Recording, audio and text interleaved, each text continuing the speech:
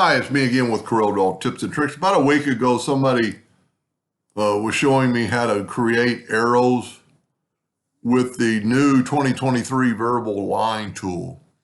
And I just started thinking the ways that you could use it, not only for an arrow, but a lot of things. If we take the spiral tool that is underneath your polygon tool, and let's set it on 3 spirals. Let's hold down the control button and get a perfect spiral. And then let's make it, I'm using somebody else's file. I normally go in a hairline. Let's make it thicker than that. Let's make it 1 inch. So this will only work if you have Corel2023 or above. I don't think there's above right now, but when I'm making the video.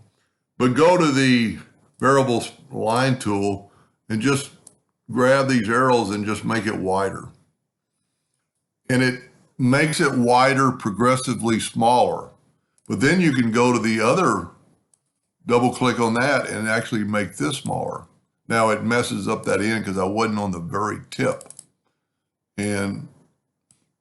But you can make it quite a bit smaller and actually make it kind of, maybe I'm messing it up because I had that other node. There we go. Took that other node out and it's basically going into infinity.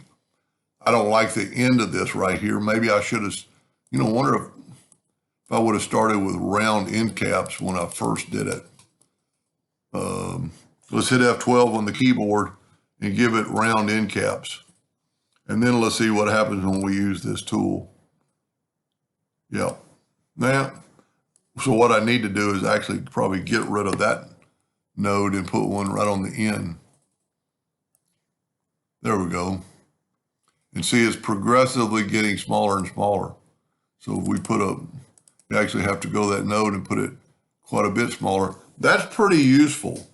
I mean, I can see a lot of reasons to do this. Then if you left click, well, you actually have to go to object, convert it to an outline, or outline to an object, and then left click, right click.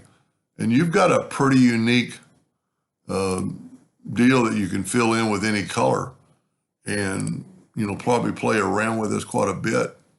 Let's put it in blue. And then use I'm just playing now, the interactive fill tool and make all sorts of different shades of color through it. I did not hit the box. Whenever you don't hit the box, it puts it in the whole thing.